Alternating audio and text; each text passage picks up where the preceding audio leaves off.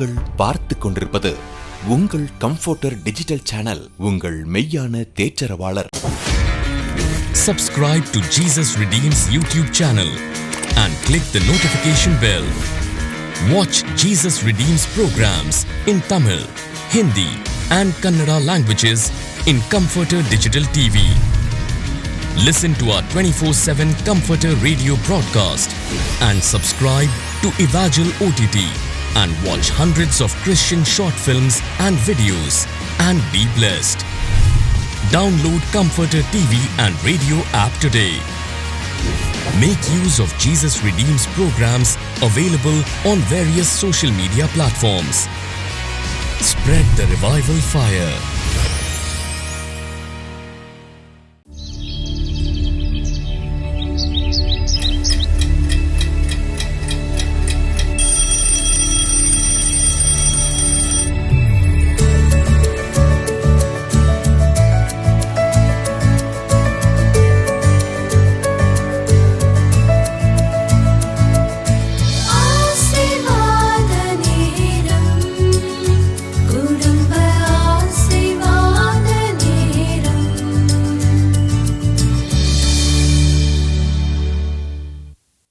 பிரியமானவர்களே, இயேசு கிறிஸ்துவின் நாமத்தில் உங்களுக்கு என் அன்பின் வாழ்த்துக்கள். உங்கள் குடும்பத்தில் எல்லாரும் எப்படி இருக்கிறீங்க? சுகமாக இருக்கிறீங்களா? சரி, சந்தோஷமாக இருக்கிறீங்களா? குடும்பத்துக்குள்ளே சமாதானம், ஆசீர்வாதம், ஒரு மன மகிழ்ச்சி எப்பவும் காணப்படணும். அதுதான் ஆண்டவருடைய விருப்பம். அதுக்காக தான் இந்த குடும்ப ஆசீர்வாத ஜெப நேரமே. வாரத்தில் ஒரு நாள் உங்களோடு சேர்ந்து நான் ஜெபம் செய்கிறேன். மற்ற எல்லா நாளுமே நீங்கள் குடும்ப ஜெபம் தவறாமல் பண்ணணும். அப்போ தான் அந்த தேவனுடைய ஆசீர்வாதம் வீட்டில் நிலைத்திருக்கும். சரி, இப்போ எல்லோரும் சேர்ந்து பாட போகிறோம். என்ன பாட்டு பாடலாம்? இந்த குட்டி பாப்பாட்டை கேட்கலாமா? என்ன பாட்டு பாடலாம்? ஓ, உதவி வரும் கண்மலையா? யார் இது கண்மலை? ஏசப்பாவா? ஓ, ஏசப்பாவை தான் நோக்கி பார்க்கணுமா? அதனால் உதவி வரும் கண்மலை யாருன்னா குட்டி பாப்பா சொல்கிறாங்க ஏசப்பா தானா? அப்போ ஏசப்பாவை நினச்சி நம்ம பாட்டு பாட போகிறோம். சரியா? பாடலாம்.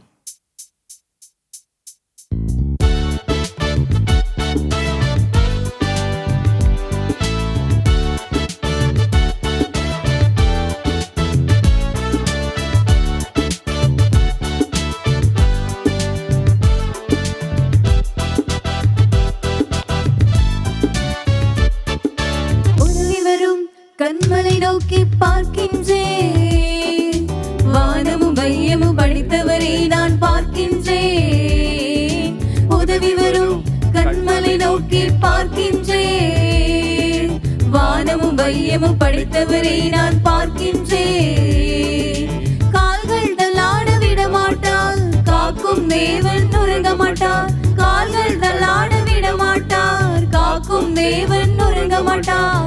இஸ்ரவேலை காக்கிறவர் என்னாலும் தூங்க மாட்டார்.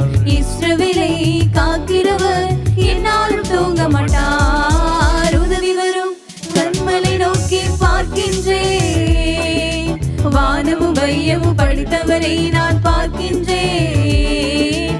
உதவி வரும் கண்மலை நோக்கி பார்க்கின்றேன், வானமும் வையமும் படைத்தவரை நான் பார்க்கின்றேன். கர்த்தர் எல்லா தீங்கிற்கும் விலக்கி என்னை காத்திடுவார். கர்த்தர் எல்லா தீங்கிற்கும் விலக்கி என்னை காத்திடுவார். அவர் எனது ஆத்துமாவை அனுதினம் காத்திடுவார். அவர் எனது ஆத்துமாவை அனுதினம் காத்திடுவார். உதவி வரும் கண்மலை நோக்கி பார்க்கின்றேன், வானமும் வையமும் படைத்தவரை நான் பார்க்கின்றேன். உதவி வரும் கண்மலை நோக்கி பார்க்கின்றேன், வானமும் வையமும் படைத்தவரை நான் பார்க்கின்றேன். உதவி வரும் கண்மலை நோக்கி பார்க்கின்றேன், வானமும் வையமும் படைத்தவரை நான் பார்க்கின்றேன். நமக்கு உதவி இயேசுவிடத்திலிருந்து வரும். இன்றைக்கி உங்கள் குடும்பத்துக்கு ஏதோ ஒரு உதவி தேவை இருக்குல்ல? ஒரு பண தேவையாக இருக்கலாம், ஒரு சுகம் தேவையாக இருக்கலாம், ஏதோ ஒரு காரிய பிள்ளைகளுக்கு படிப்புக்கான இடம் தேவையாக இருக்கலாம். கர்த்தர் உதவி செய்வார். சோர்ந்து போகாமல் அவரை நோக்கி பார்த்து வேண்டிக் கொள்ளுங்க. கர்த்தரிடத்திலிருந்து உதவி வரும், அற்புதம் நடக்கும். சரி, அடுத்து இன்னொரு பாட்டு பாட போகிறோம். என்ன பாட்டு பாடலாம்?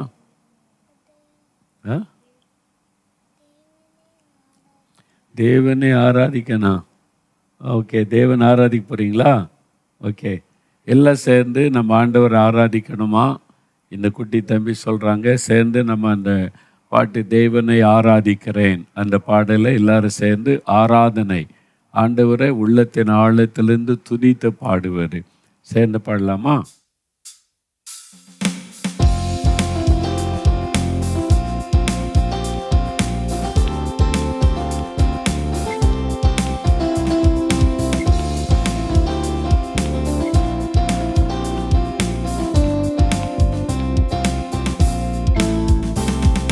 தேவனே ஆராதிக்கின்றேன், தெய்வமே ஆராதிக்கின்றேன், தேவனே ஆராதிக்கின்றேன், தெய்வமே ஆராதிக்கின்றேன், அதிகாலையில் ஆராதிக்கின்றேன், ஆனந்த சத்தத்தோடு ஆராதிக்கின்றேன், அதிகாலையில் ஆராதிக்கின்றேன், ஆனந்த சத்தத்தோடு ஆராதிக்கின்றேன், தேவனே ஆராதிக்கின்றேன், தெய்வமே ஆராதிக்கின்றேன், தேவனே ஆராதிக்கின்றேன், தெய்வமே ஆராதிக்கின்றேன்.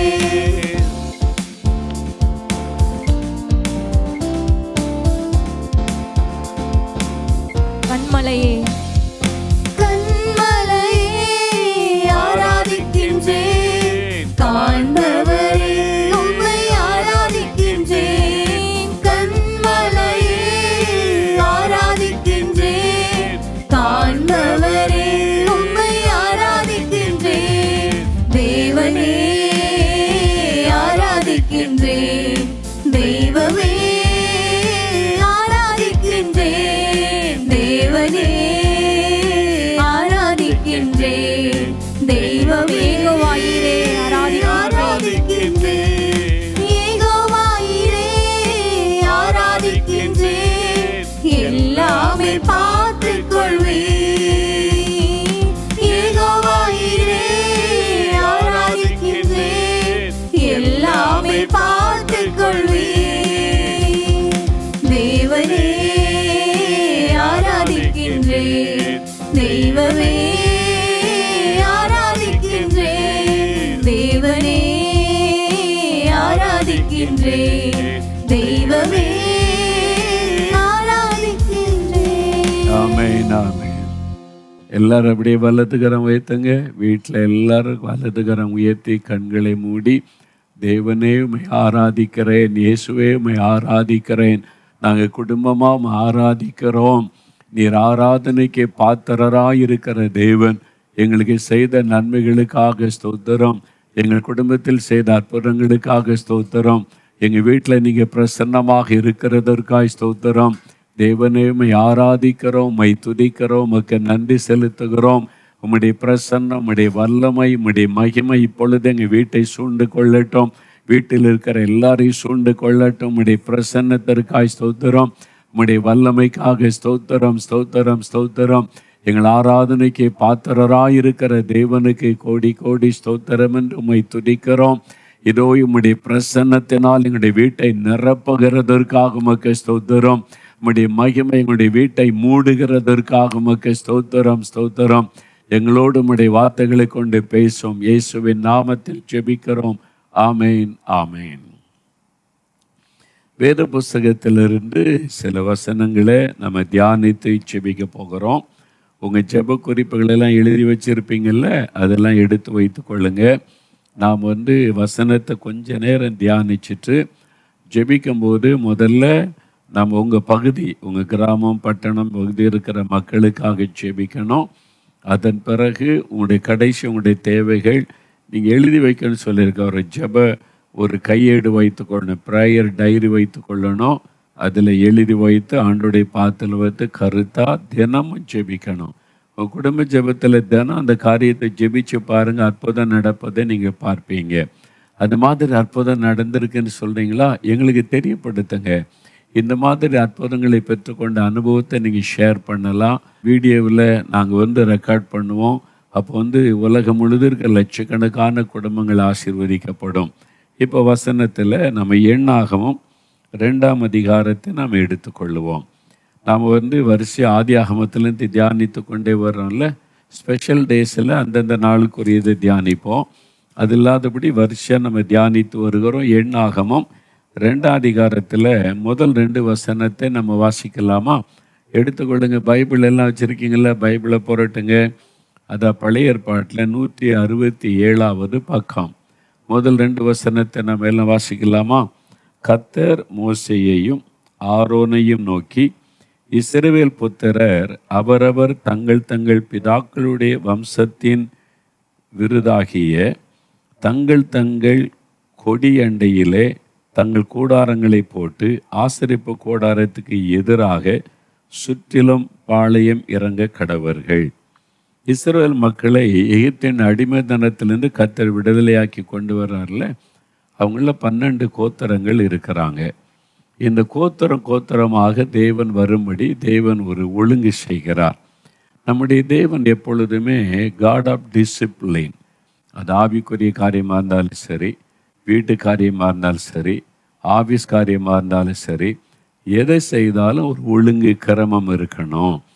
பாருங்கள், ஆண்டவர் அந்த 5 அப்பத்தை கொண்டு மக்களுக்கு போஷிக்க தீர்மானித்த போது 50 பேர் உட்கார சொல்கிறார்ல, ஒரு டிசிப்ளின். 50 பேர் உட்காருங்க, உட்கார்ந்தா நான் தேவை சந்திப்பேன். இது மாதிரி எல்லாமே நீங்கள் பார்த்தீங்கன்னா இங்கே இஸ்ரவேல் மக்களை வனாந்தரத்தில் நடத்தும் போது கிட்டத்தட்ட 30 to 35 லட்சம் மக்கள், அதில் ஆண்கள், பெண்கள், குழந்தைகள், கை குழந்தைகள், வயசானவங்க, அவங்களுடைய ஆடு மாடுகள் எல்லாமே இருக்கிறதுக்கு வர்றாங்க. கூடாரம் அமைச்சு தங்கி கொள்ளுவாங்க. இப்போ எங்கெங்கே அவங்களுக்கு இடம் கிடைக்கிற வசதி அங்கே இருந்து கொள்ளுங்க அப்படி ஆண்டவர் சொல்லலை. ஆண்டவர் என்ன சொல்கிறாரு? ஆசரிப்பு கூடாரம். இந்த ஆசரிப்பு கூடாரம் எதற்கு? அங்கே தான் கர்த்தரை சந்திக்கிற இடம். தேவனை மக்கள் தேடும்படி ஆசரிப்பு கூடாரத்திற்கு போவார்கள் என்று வேதத்திலே நம்ம வாசிக்கிறோம். அப்போ தேவனை சந்திக்கவும் அவரோடு பேசவும் நம்ம இப்போ ஆலயத்துக்கு போகிறல ஆராதிப்பதற்கு, அதே மாதிரி கர்த்தரை தொழுது கொள்ள ஜெபிப்பதற்கு ஒரு இடத்தை தேவன் அமைத்து கொடுக்கிறார். அதுக்கு பேர் ஆசரிப்பு கூடாரம். அந்த ஆசரிப்பு கூடாரத்தை சுற்றிலும் தான் ஒவ்வொரு கோத்திரமாக பாளையம் இறங்கணும். ஆண்டவர் ஒரு டிசிப்ளினாக சொல்லார் பாருங்க. அந்த ஆசரிப்பு கூடாரத்துக்கு எதிராக சுற்றிலும் பாளையம் இறங்க கடவர்கள். மத்தியில் ஆசரிப்பு கூடாரம், சுற்றிலும் 12 கோத்திரமும் பாளையம் இறங்கணும். ஏன் ஆண்டவர் ஆசரிப்பு கூடாரத்தை ஒரு ஓரமாக வச்சு நீங்கள் எல்லாம் அங்கே இருங்கன்னு சொல்லியிருக்கலாம்ல? அப்படி இல்லை. மத்தியில் ஆசரிப்பு கூடாரம், சுற்றிலும் பாளையம் இறங்குங்க. அப்போ உங்களுடைய கோத்திரமாக நீங்கள் பாளையத்தில் இருக்கணும். ஆசரிப்பு கூடாரம் உங்களுக்கு சமீபமாக இருக்கணும். எதுக்காகன்னா நீங்கள் ஒழுங்கு ஆசரிப்பு கூடாரத்தில் கர்த்தரை தேடணும், கர்த்தரை ஆராதிக்கணும், கர்த்தரை தொழுது கொள்ளணும், ஆண்டவரை சந்திக்கிற இடம்ல. அதுக்கு நீங்கள் தூரமாக இருக்கக்கூடாது என்பதாக. இதுக்கு தான் இன்றைக்கும் பாருங்கள், புதிய ஏற்பாட்டு காலத்தில் வந்திருக்கிற நமக்கு சபைகள், சர்ச் என்பதை தேவன் ஒழுங்கு பண்ணி தந்திருக்கிறார். சிலருக்கு சொந்த கட்டடம் இருக்கும், சிலர் வாடகை கட்டடத்தில் ஆராதனை நடக்கும், சிலருக்கு ஒரு குறிப்பிட்ட ஒரு வாடகை இடத்தில் ஆராதனை நடக்கும், சிலருக்கு ஒரு வீட்டு மாடியில் ஆராதனை நடக்கும். இப்போ தான் சபை ஆரம்பிச்சிருக்கிறாங்க. நீங்கள் ஏதோ ஒரு சர்ச்சுக்கு போகிறீங்க, ஒரு சபை, உங்களுக்கு சபை நடத்துக ரெவரண்டு அப்படின்னு சில சபையில் சொல்லுவாங்க, பாஸ்டர் அப்படின்னு சில சபையில் சொல்லுவாங்க. ஆனால் எல்லாருக்கும் பொதுவானது மெய்ப்பன். அதுதான் வேதம் சொல்லுகிறது, மெய்ப்பன், ஷெப்பர்டு. அவங்க ஆராதனை நடத்துவாங்க. அப்போ ஞாயிற்றுக்கிழமைனா எல்லாருமே ஆராதனைக்கு போய் கர்த்தரை ஆராதிக்கணும், மற்ற தெய்வ பிள்ளைகளோடு சேர்ந்து ஆராதிக்கணும். அங்கே தேவனுடைய வசனம் பிரசங்கிக்கப்படும், வசனத்தை கேட்கணும். இதெல்லாம் தேவன் இன்றைக்கும் வைத்திருக்கிற ஒழுங்கு. இந்த சபை கூடி வருதலை விட்டுவிடக்கூடாது. அதாவது நம்ம கட்டாயம் ஒரு ஆலயத்தில் போய் கர்த்தரை ஆராதிக்கணும், அது ரொம்ப முக்கியம் என்பதை வேதம் தெளிவாக சொல்லுகிறாரு. அதுவும் இந்த கடைசி காலத்தில் வந்திருக்கிற நாம் சபை கூடி வரதில் விட்டுவிடக்கூடாதுன்னு சொல்லப்பட்டிருக்கிறாரு. ஞாயிற்றுக்கிழமை ஆராதனைக்கு போனீங்களா? நேற்றுக்கு சர்ச்சுக்கு போனீங்களா? போய் கர்த்தரை ஆராதிச்சிங்களா? யார் போனீங்க? சில என் மனைவி தவறாமல் போயிடுவாங்க அப்படின்னு, சில எங்கள் அப்பா அம்மா தவறாமல் சர்ச்சுக்கு போயிடுவாங்க. அப்போ நீங்கள்? என் பிள்ளைகள் சண்டே கிளாஸுக்கு போயிட்டு அப்படியே சர்ச்சுக்கு போயிட்டு வந்துடுவாங்க. நீங்கள் உங்கள் காரியம் என்ன? ஒரு குடும்பத்தில் இருக்கிற அத்தனை பேருமே ஞாயிற்றுக்கிழமையில் கர்த்தருடைய ஆலயத்துக்கு போய் கர்த்தரை ஆராதிக்கணும். ஆசரிப்பு கூடாரத்தில் போய் நீங்கள் தொழுது கொள்ளணும், பேசணும்னு ஆண்டவர் அந்த காலத்திலேயே தன்னுடைய ஜனங்களுக்கு அறிவுறுத்தி இருக்கிறார். இந்த கடைசி காலத்திலையும் ஞாயிற்றுக்கிழமையில் நீங்கள் ஆராதனையை மிஸ் பண்ணவே கூடாது. தவறாமல் ஆலயத்தில் போய் கர்த்தரை ஆராதிக்கணும். அன்றைக்கி போகும்போது நீங்கள் வாய் திறந்து கர்த்தரை ஆராதித்து பாடலோடு சேர்ந்து அவரை தொழுது கொள்ள முடியும். அப்புறம் தேவனுக்கு காணிக்கை படைக்கணும்ல, நன்றியுள்ள இருதயத்தோடு தேவனுக்கு கொடுக்க வேண்டியது கொடுக்கணும். அப்போ தான் அவருடைய ஊழியங்கள் நிறைவேற்றப்பட முடியும். அப்புறம் வசனத்தை கேட்கணும். தேவனுடைய வார்த்தை தான் நமக்கு ஆகாரம். ஒரு வாரத்திற்கு தேவையான ஆகாரத்தை அந்த நாள் பிரசங்கத்தின் மூலமாக ஆண்டவர் பேசுவார். அந்த வசனத்தை கேட்டு தேவனுடைய வசனத்தினால் போஷிக்கப்பட்டு நீங்கள் வரணும். அதனால் நீங்கள் தேவாலயம் பக்கத்தில் இருந்தால் நல்லது. அதனால தான் பக்கத்தில் எந்த சர்ச் இருக்குது அதுக்கு போங்கன்னு சொல்லுவார்.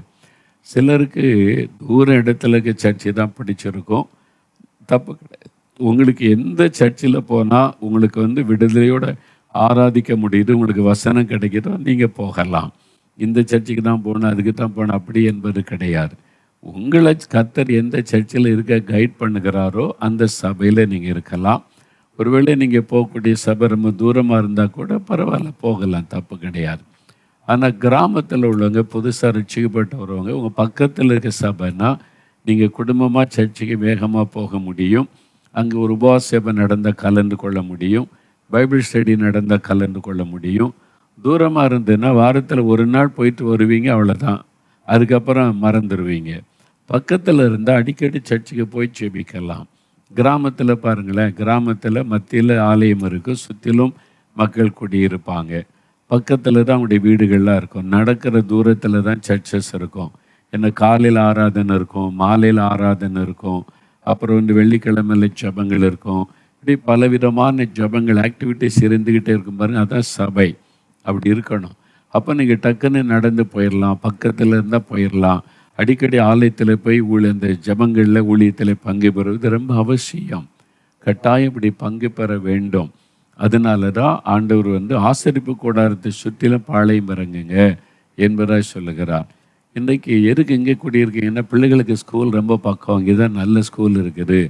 ஒரு ஸ்கூலை தேடி நீங்கள் போய் உங்களுடைய குடும்பத்தை இருக்கிற சூழ்நிலையை மாற்றுறீங்கல்ல. நல்ல சர்ச் இருக்குதா, ஆவிக்குரிய வாழ்க்கைக்கு பிரயோஜனமான ஆராதனை இருக்குதா, அதை முதல்ல பாருங்க. மற்றதெல்லாம் ரெண்டாவது. முதல்ல கர்த்தருக்கும் அவருடைய காரியத்துக்கு இடம் கொடுத்தா மீதியெல்லாம் கர்த்தர் ஒழுங்கு பண்ணி தருவார். பிள்ளைகள் படிக்கணுன்றதுக்காக ஒரு இடத்தை விட்டு மாறி இன்னொரு இடத்துக்கு போகிறீங்க, ஸ்கூல் பக்கத்தில் போய் குடியேறீங்களே, சர்ச்சை பக்கத்தில் இருக்குதா, ஆவிக்குரிய ஆசீர்வாதத்தை கொடுக்குதா, யோசித்து பார்க்குறீங்களா? இன்றைக்கி நம்ம நிறைய பேர் உலக காரியத்தில் தான் கவனம் செலுத்துகிறோம், ஆவிக்குரிய காரியத்தை விட்டு விடுகிறோம். அதனால் குடும்பமாக நீங்கள் சர்ச்சுக்கு போகணும். நான் சமீபத்தில் ஜப்பானுக்கு ஊழித்து போயிருந்தப்போ அங்கே ஒரு குடும்பத்தை சந்தித்தேன். கணவன் மனைவி 2 பிள்ளைங்க, டீனேஜ் பருவத்தில் அந்த பிள்ளைகள் வந்துட்டாங்க. அந்த மகளோடு பேசி கொண்டு இருந்தேன். அந்த 2 குழந்தையினுடைய தாய் அந்த மகளோடு பேசினேன். அவங்க புறஜாதி மார்க்கத்திலேருந்து ரட்சிக்கப்பட்டு இயேசு ஏற்றுக்கொண்டு வந்திருக்கிறாங்க. அவங்க சொன்னாங்க, என் குழந்தை பிறந்ததிலிருந்து ஒரு வாரம் கூட சர்ச்சுக்கு போகிறது தவறுனதே கிடையாது. குழந்தையாக இருக்கும்போதே தூக்கிட்டு சர்ச்சுக்கு போயிடுவேன். பிள்ளைகளை எல்லா வாரமும் ஒரு வாரம் கூட மிஸ் பண்ணதே கிடையாது. குழந்தைகளை கட்டாயம் நான் சர்ச்சுக்கு கூட்டிகிட்டு போய் ஆண்டவருக்கு முன்னால் கொண்டு நிறுத்திடுவேன்னு சொல்லி அந்த மகள் சொன்னாங்க. ரொம்ப சந்தோஷமாக இருந்தது. குடும்பமாக ஆலயத்தில் போய் தேவனை தொழுது கொள்ளுவார். நீங்கள் இப்படி சில குடும்பத்தில் பிள்ளைகளை நீ சர்ச்சுக்கு போ அப்படின்னு அனுப்பினா பின்னால் வரேன்ட்டு அப்போ போகிறதே கிடையாது. அது ரொம்ப சில இடத்துல பிள்ளைகள் நீங்கள் போங்க நான் பின்னால் வரேன்.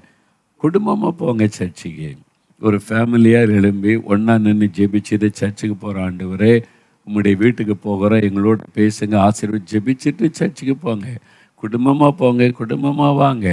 அது உங்களுக்கு அந்த பழக்கத்தை நீங்கள் ஏற்படுத்தி கொள்ளுங்க. ரொம்ப நல்லது. ஒரு கல்யாண வீட்டுக்கு போனால் குடும்பமாக போகிறீங்க, ஒரு பிறந்த நாள் வீட்டுக்கு போனால் குடும்பமாக போகிறீங்க, நீங்கள் மாதிரி சில ஷாப்பிங் போனால் குடும்பமாக போகிறீங்க. அப்போ ஆண்டவருடைய ஆலயத்துக்கு போகும்போது ஃபேமிலியாக போங்க. ஒரு குடும்பம் ரொம்ப முக்கியம் இல்லை? ஒரு குடும்பமாக போய் நீங்கள் தெய்வ சமூகத்தினுக்கு தேவன் அதை பார்த்து சந்தோஷப்படுவார்ல. சிலர் சொல்லுவாங்க, நாங்கள் இந்த சர்ச்சுக்கு போகிறோம், பிள்ளைகளுக்கு இது பிடிக்காத அந்த சர்ச்சுக்கு போகிறாங்க. பெற்றோர் உங்கள் பிள்ளைகளை தனியாக இன்னொரு சர்ச்சுக்கு அனுப்பக்கூடாது. அந்த சர்ச்சில் என்ன டாக்டர், ஏன்னா இது கடைசி காலம், கள்ள உபதேசங்கள் சாத்தான் தந்திரமாக நுழைகிற காலம். அங்கே என்ன பிரசங்கம் பண்ணுவாங்க, என்ன உபதேசம் கொடுப்பான்னு தெரியாது. பேரண்ட்ஸு தான் பொறுப்பு. அதனால் உங்கள் பிள்ளைகள் அடுத்த தலைமுறை ரொம்ப முக்கியம். நிறைய வெளிநாடுகளில் கூட சில பேரை சொல்லுவாங்க, பிள்ளைகள் அங்கே போகிறாங்க, நாங்கள் இங்கே போகிறோம். அதனால பிள்ளைகளை இழந்து போனவங்க அவங்க ஒழுங்காக சர்ச்சுக்கு போகிறாங்களா, அங்கே போய் கர்த்தரை ஆராதிக்கிறாங்களே தெரியுமா அவங்களுக்கு? அவங்க அங்கே யார் யாரோட பழக்கம் வச்சுருக்காங்க தெரியுமா அவங்களுக்கு? நீங்கள் கூட போனால் பிள்ளைகளுக்கு ஒரு சேஃபாக இருக்கும். அவங்க கூட சேர்ந்து கர்த்தரை ஆராதிங்க. அதனால் நீங்கள் அடுத்த தலைமுறை முக்கியம். அதனால் நீங்கள் குடும்பமாக சர்ச்சுக்கு போகிறது ரொம்ப முக்கியம். அதை விட்டு விடக்கூடாது. நான் மலேசியாவுக்கு போயிருக்கும்போது முதல் முறை 30 வருஷத்துக்கு முன்னால் அங்கே போனபோது, முதல் முறை அந்த நாட்டுக்கு போனபோது அதை மலேசியா சிங்கப்பூர் உழைத்து போனபோது என்னை ஆச்சரியப்படுத்தின விஷயம் என்னென்னா, அங்கே குடும்பமாக சர்ச்சில் உட்காந்துருப்பாங்க. நம்ம நாட்டில் அப்படி இல்லை. பெண்கள் உட்கார தனி இடம், ஆண்கள் உட்கார தனி இடம், சிறு பிள்ளைகளுக்கு முன்னால் இடம், பிள்ளைகள் வந்து ஓடு முன்னாலே போய் உட்காந்துக்கின்னு விரட்டி விட்டுறது முன்னாலே இடம். இதுதானே பார்த்துருக்குறோம். இப்போ நிறைய மாற்றம், டவுன்கள்லாம் மாற்றம் வந்துட்டு, கிராமத்தில் அப்படியே இருக்குது. ஆனால் நான் அங்கே பார்த்தது குடும்பமாக கணவன் மனைவி மத்தியில் பிள்ளைகள் உட்காந்துருப்பாங்க. 2 பிள்ளைகள் இருந்தால் 2 குட்டி பிள்ளைகளுக்கு கணவன் மனைவி உட்காந்து ஆராதனையில் பங்கு பெறுவாங்க. அதை பார்த்துட்டு எனக்கு சந்தோஷம். குடும்பமாய் தெய்வ சமூகத்தில் வந்து கர்த்தரை ஆராதிப்பது அது நல்ல ஒரு பழக்கம். அதனால் சில சபைகளில் ஆண்கள் உட்கார தனியிட, பெண்கள் உட்கார ஓகே. அது அந்த சேர்ந்து உட்கார்றதுக்கு ஒரு வாய்ப்பு கிடைச்சா குடும்பமாக உட்கார்ந்து கர்த்தரை ஆராதிக்கிறது நல்லது. அது அந்தந்த சபையை பொறுத்து, அதனால் அதை பயன்படுத்தி கொள்ளலாம்.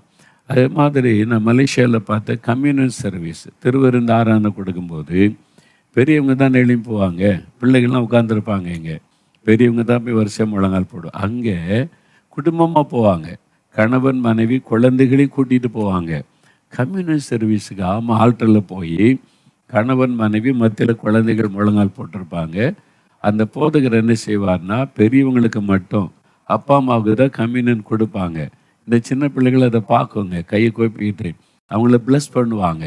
அப்போ சிறு வயதிலேயே அந்த பிள்ளைகளுடைய மனதில் பதிந்துரும், நமக்கு இப்படி ஒரு காரியம் இருக்குது, நம்ம பெரிய ஆளான பிறகு ஆண்டவருடைய பந்தியில் சேர முடியும். சின்ன வயசுல அவங்க கற்றுக்கொள்கிறாங்க. பிள்ளைகள் வந்து எனக்கு அது வேணும்னு அடம் பிடிக்காதுங்க, சொல்லி கூட்டிகிட்டு வருவாங்க. நான் நிறைய பார்த்துருக்குறேன். அந்த குட்டி பிள்ளைகள் அதெல்லாம் வாட்ச் பண்ணிக்கிட்டே இருப்பாங்க. அது நல்லது. இது மாதிரி நீங்கள் குடும்பமாக கர்த்தருடைய சமூகத்தில் போகணும், ஆராதிக்கணும். எங்கே குடும்பமாக உட்கார வாய்ப்பு கிடைக்குதோ, இப்போ வந்து எல்லா இடத்துலையும் சபையில் அது இருக்காது. அதனால் அந்த சபை ஒழுங்கின்படி நடந்து கொள்ளுங்க. ஒரு குடும்பமாக உட்கார்ந்து ஆராதிக்க வாய்ப்பு கிடைச்சா குடும்பமாக பிள்ளைகளை பக்கத்தில் வைத்து கொள்வது தான் நல்லது. பிள்ளைகளை முன்னால் போய் விரட்டி விடாமல் உங்கள் பக்கத்தில் வச்சுருந்தா பிள்ளைகளும் கூட சேர்ந்து பாட்டு பாடும். வசனத்தை பைபிளை தனியாக கொடுத்து கூட்டிகிட்டு போங்க. வசனத்தை எடுத்து காமிங்க, பழக்குங்க. மத்தையின்னு சொன்னோடனே இப்படி இங்கே தான் இருக்குது பாரு, இதை கவனின்னு சொல்லி சின்ன வயசுலேயே பிள்ளைகளை கூட வச்சு பழக்குங்க. அது ரொம்ப நல்லது. அப்போ குடும்பமாக ஆண்டவருடைய சமூகத்தில் போய் ஆராதிப்பது அது வந்து பெரிய சந்தோஷம், பெரிய ஆசீர்வாதம். ஆசரிப்பு கூடாரத்தை அதனால்தான் ஆண்டவர் மத்தியில் அமைத்தார். உங்களுடைய ஆலயத்துக்கு தவறாமல் குடும்பமாக போங்க, குடும்பமாக போய் கர்த்தரை ஆராதிங்க, கர்த்தர் ஆசீர்வதிப்பார். சரியா? இப்போ நம்ம ஜெபிக்கலாம். அப்படியே முழங்கால் படியிடுங்க. எல்லாரும் முழங்கால் படியிட்டு, ஆண்டவரே நாங்கள் குடும்பமாக ஆராதனையில் போய் உம்மை ஆராதிக்கணும். சர்ச்சுக்கு நாங்கள் ஃபேமிலியாக போகணும். நாங்கள் குடும்பமாக ஆராதிக்கணும். ஆண்டவரே நாங்கள் யாருமே தவறக்கூடாது. நாங்கள் பெற்றோர் பிள்ளைகளாக குடும்பமாக போய் உங்களை ஆராதிக்கணும். உங்களுடைய சமூகத்தில் நாங்கள் வந்து நிற்கணும். எங்கள் பிள்ளைகளும் உம்மை ஆராதிக்கணும். நாங்கள் சேர்ந்து உம்மை ஆராதிக்கணும். அப்படி சொல்லுங்கள். சபை கூடி வருதலை விட்டுறக்கூடாது. நாங்கள் தவறாமல் போய் பங்கு பெற்று உம்முடைய வசனத்தை கேட்டு ஆசீர்வதிக்கப்படணும். என்னை ஒப்பு கொடுக்குற ஆண்டவரேன்னு சொல்லுங்கள். ஆண்டவர் உங்களோடு பேசி கொண்டு இருக்கிறார். இன்றையிலிருந்து அந்த தீர்மானம் எடுங்க. ஆண்டவரே, யார் யார் இன்றைக்கு ஒப்பு கொடுத்து நாங்கள் இனி குடும்பமாக சர்ச்சுக்கு போவோம், குடும்பமாக ஆராதிப்போம், நாங்கள் குடும்பமாக போய் உம்முடைய சமூகத்தில் காத்திருந்து வசனத்தின் ஆசீர்வாதத்தை பெற்றுக்கொள்வோம் என்று ஒப்பு கொடுத்து ஜெபிக்கிற ஒவ்வொரு பிள்ளைகளையும் கர்த்தர் ஆசீர்வதியும். இந்த குடும்பங்களை ஆசீர்வதியும். தவறாமல் குடும்பமாய் ஆராதனையிலே பங்கு பெற்று ஆசீர்வதிக்கப்பட இந்த குடும்பத்திற்கு கிருபை தாரும் ஆண்டவரே. இன்னும் சர்ச்சுக்கு வராதவங்க குடும்பத்தில் இருந்தால் அவங்களுடைய மனதில் பேசுங்க, அவங்களுடைய இருதயத்தில் கிரியை செய்யுங்க. அவங்கள ஆலயத்தில் வந்து சர்ச்சில் வந்து உம்மை தொழுது கொள்ளுகிற இருதயத்தை கொடுங்க. எப்படியே எங்கள் ஊரில் எங்கள் பட்டணத்தில் இன்னும் சர்ச்சுக்கு குடும்பமாய் வராத எத்தனை பேர் இருக்கிறாங்க.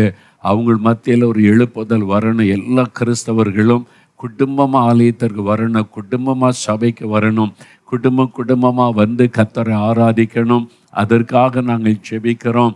ஆண்டவரை பெற்றோர் பிள்ளைகளாக வந்து உம்மை ஆராதிக்கணும். அந்த எழுப்புதல் குடும்பத்தில் உண்டாகணும், சபையில் உண்டாகணும், எங்கள் கிராமத்தில் எங்கள் பட்டணத்தில் உண்டாகணும். ஆண்டவரை எல்லாரும் குடும்பமாக வந்து கர்த்தரை தொழுது கொள்ள கர்த்தர் கிருபை கொடுங்க. ஆவியானவர் அப்படியே கிரியை செய்து ஆசீர்வதிக்கிறதற்காக நன்றி. எங்கள் சபையில் ஆவியானவர் ஊற்றப்பட்டு எங்கள் சபையிலும் பெரிய ஒரு ஆசீர்வாதமான மாற்றம் உண்டாகட்டும். இப்பொழுதும் தகப்பனே, நாங்கள் எங்களுடைய ஜெப குறிப்புகளை உங்களுடைய பாதத்தில் வச்சிருக்கிறோம். எங்கள் குடும்பத்துக்கு தேவையான இந்த காரியத்தில் அற்புதம் செய்யுங்க. இன்றைக்கு ஒரு அற்புதம் செய்யுங்க. இந்த வாரத்தில் இந்த காரியத்தில் எங்களுக்கு நிறைவேற்றி தாங்க. ஆண்டவரை தடைகளை எல்லாம் மாற்றுங்க. ஒரு அற்புதம் செய்து ஆசீர்வதிங்க. நாங்கள் விசுவாசிக்கிறோம், பெற்றுக்கொண்டோம் என்று விசுவாசித்து உம்மை துதிக்கிறோம். முழு குடும்பத்தையும் உம்முடைய ஆளுகைக்குள் அர்ப்பணிக்கிறோம். உம்முடைய பிரசன்னம் எப்போது எங்களுடைய வீட்டிலே நிலைத்திருக்கட்டும். இயேசு கிறிஸ்துவின் நாமத்தில் ஜெபிக்கிறோம் பிதாவே. ஆமேன், ஆமேன். என் ஆத்துமாவே கர்த்தரை சோஸ்திரி, என் முழு உள்ளமே அவருடைய பரிசுத்தமுள்ள நாமத்தை சோஸ்திரி. என் ஆத்துமாவே கர்த்தரை சோஸ்திரி, அவர் செய்த சகல உபகாரங்களையும் மறவாதே. ஆமேன், ஆமேன்.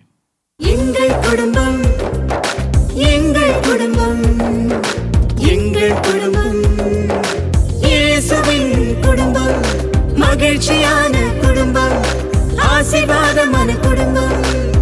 இயேசுவே குடும்ப தலைவர், இயேசுவே குடும்ப டாக்டர், இயேசுவே குடும்ப நண்பர், இயேசுவே எங்களுக்கெல்லாம். இயேசுவே குடும்ப தலைவர், இயேசுவே குடும்ப டாக்டர், இயேசுவே குடும்ப நண்பர், இயேசுவே எங்களுக்கு. This program is sponsored by Brother Jabaraj Samuel and family, Coimbatore. Happy birthday, Master Abish Jabaraj. ஆதியாகமம் 12:2 படி, நான் உன்னை ஆசீர்வதித்து உன் பெயரை பெருமைப்படுத்துவேன் என்று கர்த்தர் சொல்லுகிறார். Brother Kumar Solzan and family, Krishnagiri. Happy birthday, Brother Kumar Solzan. 2 ராஜாக்கள் 3:17 படி, நீங்கள் காற்றையும் காண மாட்டீர்கள், மழையையும் காண மாட்டீர்கள், ஆனாலும் பள்ளத்தாக்கு தண்ணீரால் நிரப்பப்படும் என்று கர்த்தர் சொல்லுகிறார். Mr. Franca Jugi and Mrs. Sharon Dennis Roy, Tiruchirappalli. எபிரேயர் 6:14 படி, கர்த்தர் உங்களை ஆசீர்வதிக்கவே ஆசீர்வதித்து பெருகவே பெருக பண்ணுவாராக. Brother John David and family, Coimbatore. சங்கீதம் 122:7 படி, உங்கள் அலங்கத்திற்குள்ளே சமாதானமும் உங்கள் அரமனைக்குள்ளே சுகமும் இருப்பதாக. Brother Balasubramanian and family, Palayamkottai. 2 Samuel 7:29 படி, உங்களின் வீடு என்றென்றைக்கும் கர்த்தருக்கு முன்பாக இருக்கும்படி கர்த்தர் அதை ஆசீர்வதிப்பாராக. அன்பானவர்களே, நீங்களும் தொலைக்காட்சி ஊழிய பங்காளராகிட தொடர்பு கொள்ள வேண்டிய தொலைபேசி எண் 9942246611. இமெயில் முகவரி partners@jesusredeems.org. God bless you.